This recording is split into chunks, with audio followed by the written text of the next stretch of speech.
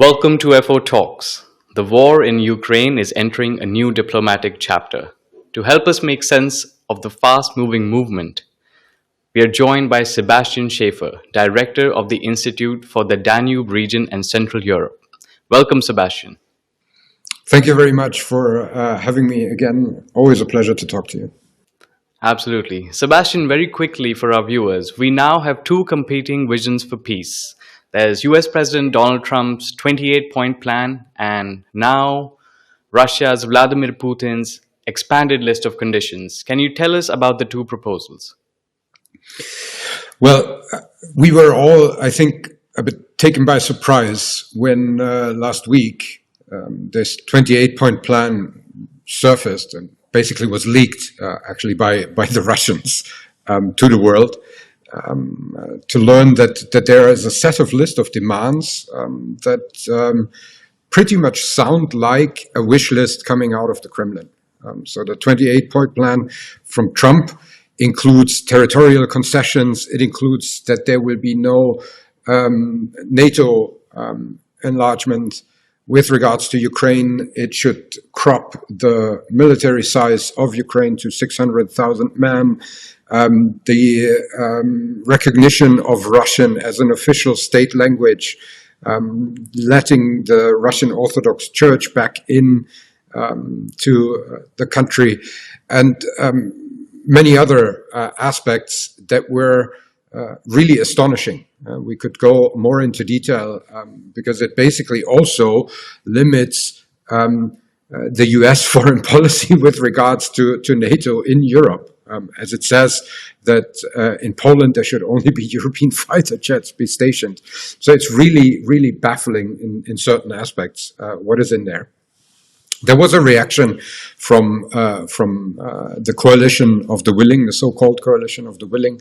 Many EU member countries, not all of them unfortunately, but also Japan, Canada, that amended a little bit the points in the plan, and what is on there now seems to be some sort of alleviation of certain points that brings us maybe closer to something that Ukraine actually can accept.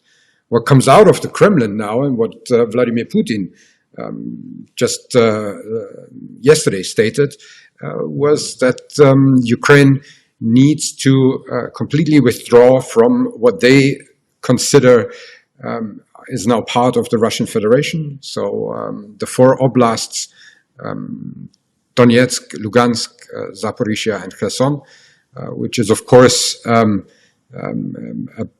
not really veiled threat, because they said if they are not retreating, they will take it by military force.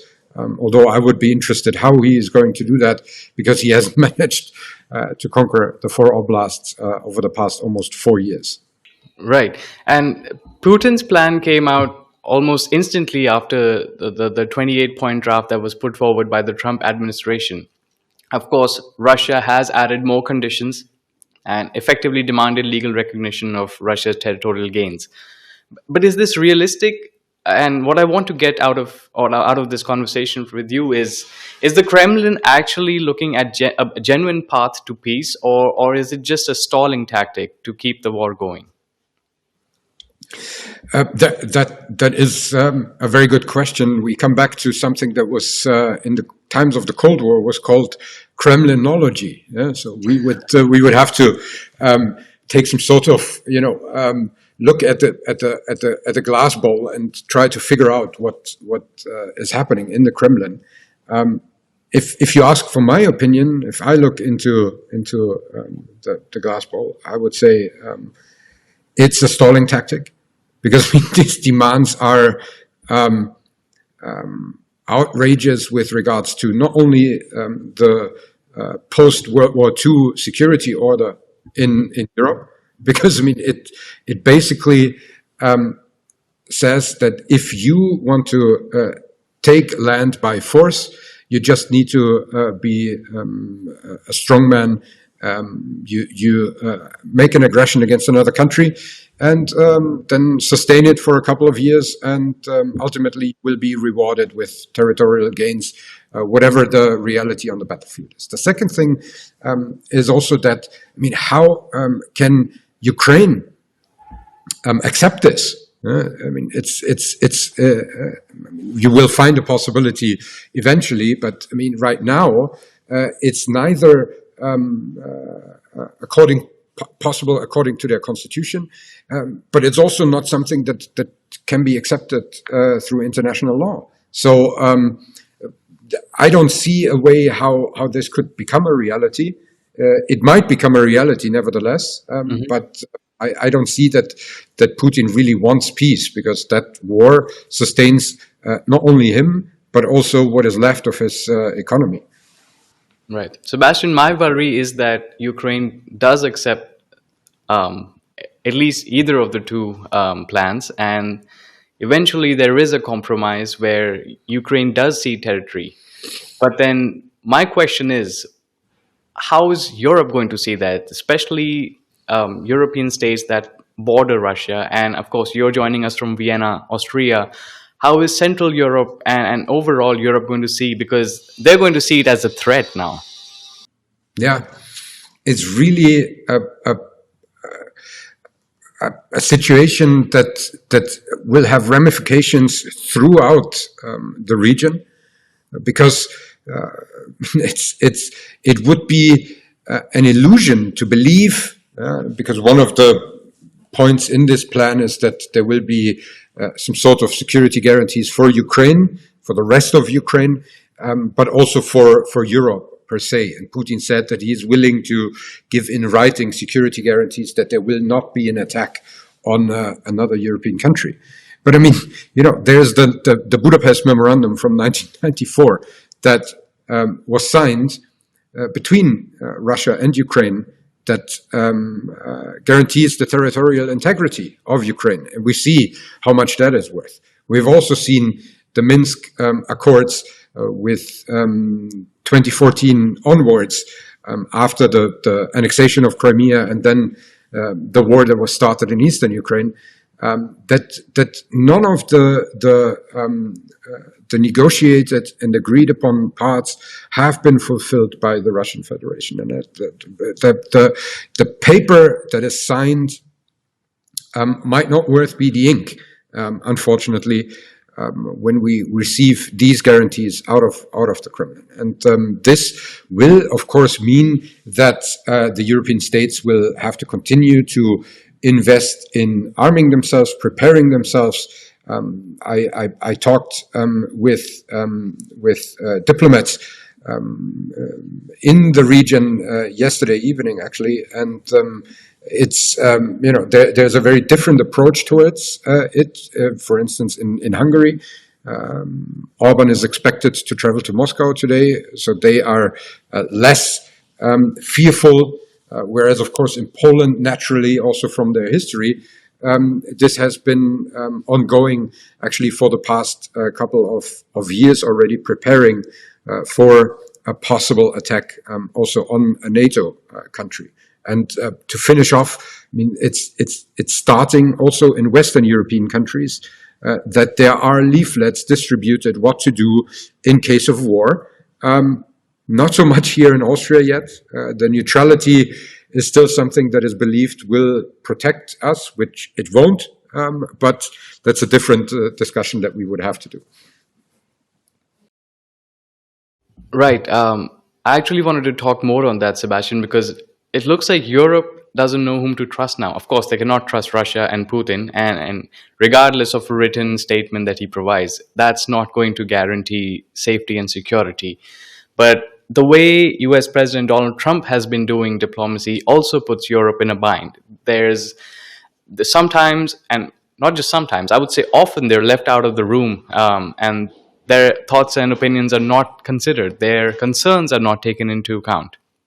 So it looks like Europe has no option but to militarize, because the safety and sovereignty of European nations now stands at stake. So do you think that's going to happen increasingly now? I'm afraid so, because I mean we see that even within an alliance such as NATO, it is unclear if we can rely on each other. I have to say that it's not as dire as it might look like in the headlines in the news, because there's one thing that's Trump that is dominating those headlines, and in his erratic state of mind is saying one thing and one day and then another thing on the other day. We've known that since 2016 that this happens. And from what I hear and what I also can get out of talks is that the commitment from the United States administration towards upholding the post-World War II security order within the European continent is as stern as it has been before.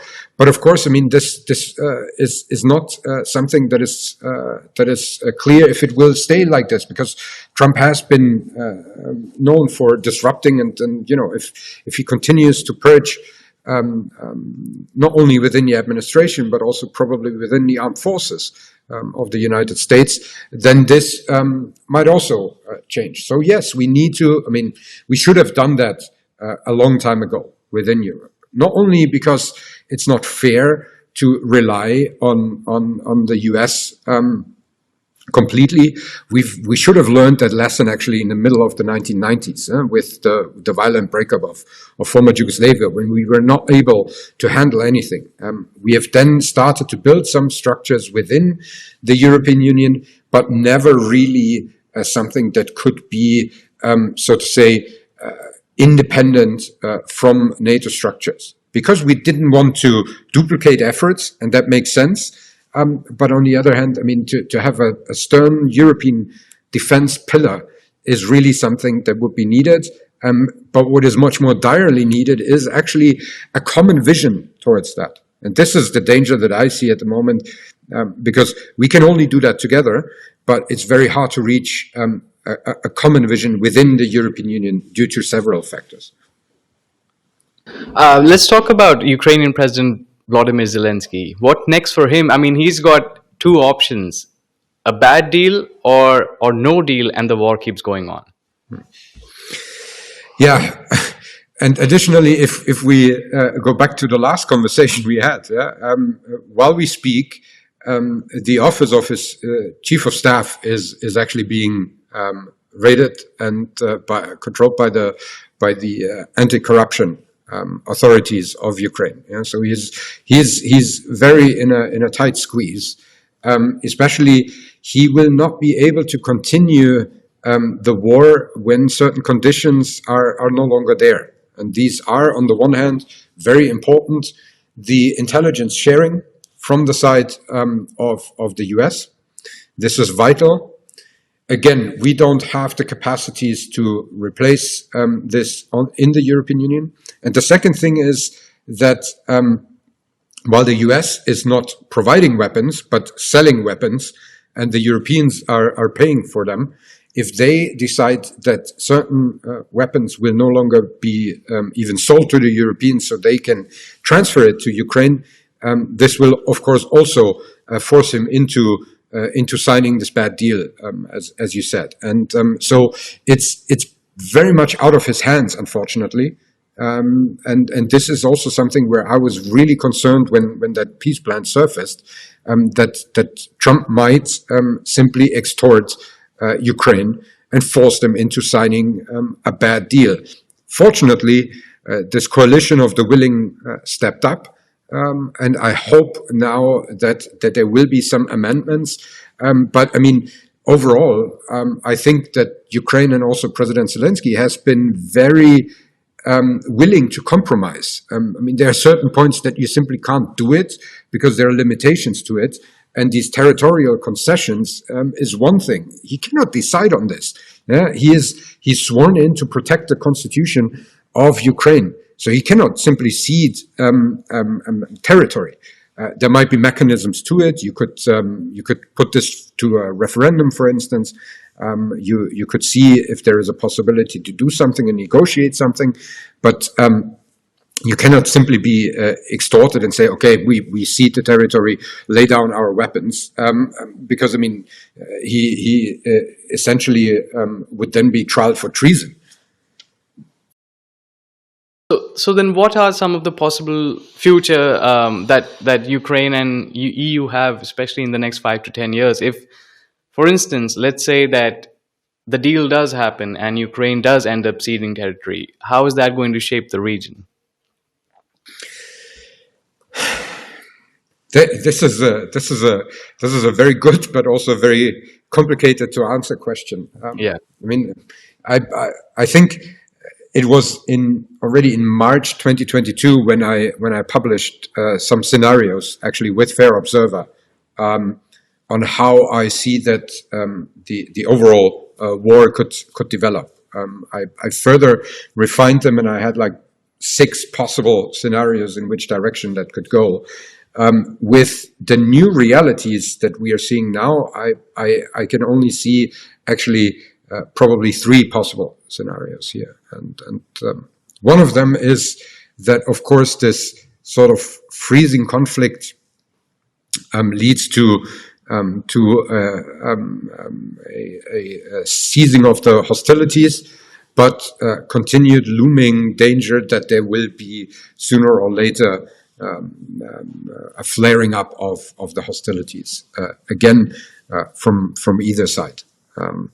If we look at these security guarantees in this 28-point plan, it's also, I think, an ironic fact that it explicitly states these security guarantees for Ukraine will cease to exist if they attack Moscow or St. Petersburg.